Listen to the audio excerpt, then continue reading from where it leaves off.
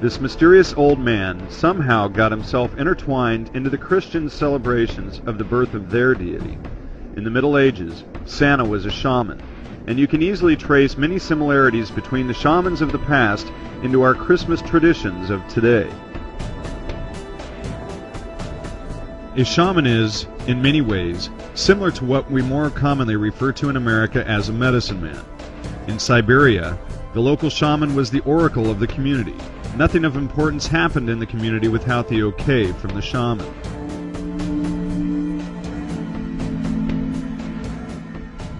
The shaman would also hold very strong plant knowledge.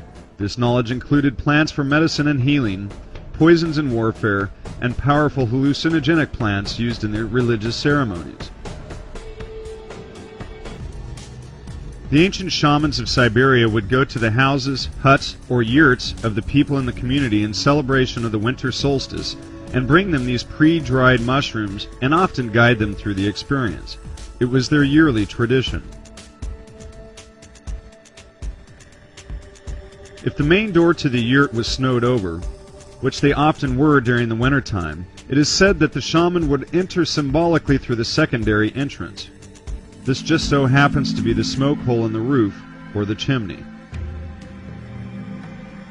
The shaman, dressing in red and white and carrying a huge bag full of Amanita Muscaria mushrooms that he had picked and dried during the previous season, enough for an entire community, would go door to door, bartering and selling his dried mushrooms.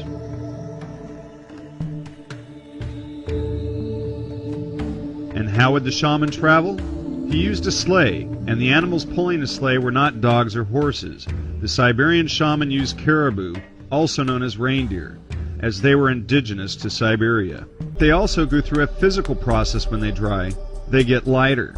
They retain much of their potency when they are dried, and in fact, chemically speaking, they get stronger.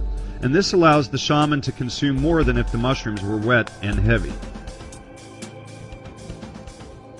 Even to this day, it is a common practice for people to stack their mushrooms in socks and hang them over the fireplace overnight to dry them out. But imagine that you're in a pine forest hunting mushrooms for your entire community. These mushrooms can grow to be quite large, and the sack that you use to carry the mushrooms in would get quite heavy. But knowing that these mushrooms should be dried before ceremonial ingestion, it would be wise to dry them out before carrying them home. This would allow you to carry more, and it would keep the mushrooms on the bottom of the sack from being crushed by the weight of the others.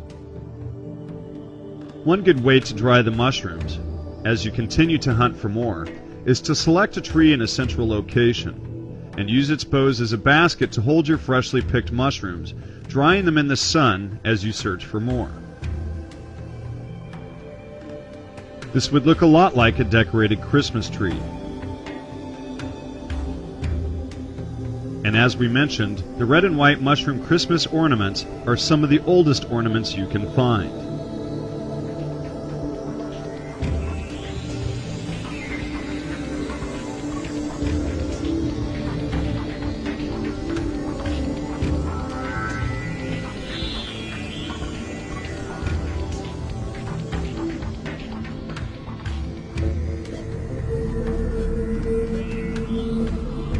The oldest of all Christmas tree decorations were edible.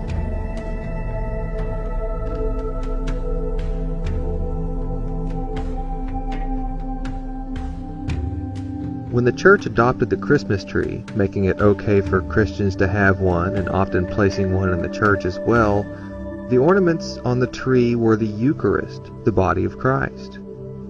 And the mushrooms are, as John Allegro pointed out, literally the flesh of God. And symbolically placing the Eucharist on the Christmas tree is a direct representation of placing the mushrooms on the Christmas tree. So, like Santa Claus, who dresses in red and white, the shaman will dress in the colors of their sacred plants, and the Amanita-using shaman will dress in the red and white colors of the Amanita Muscaria.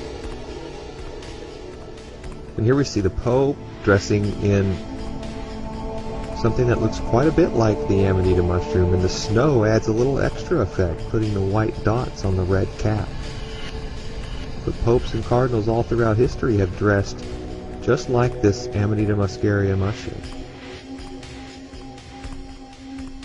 Christmas is about standing in front of the tree on Christmas morning with the gifts arrayed and the twinkling lights on. Well, that tree is the tree that the Amanita Muscaria forms its symbiotic relationship to. It's always spruce or pine that it has a mycorrhizal relationship to. So the number of motifs relating Santa Claus to a cult of Amanita Muscaria, there's almost nothing but relational motifs there, and yet if you suggest this to people, they just back away in horror, you know.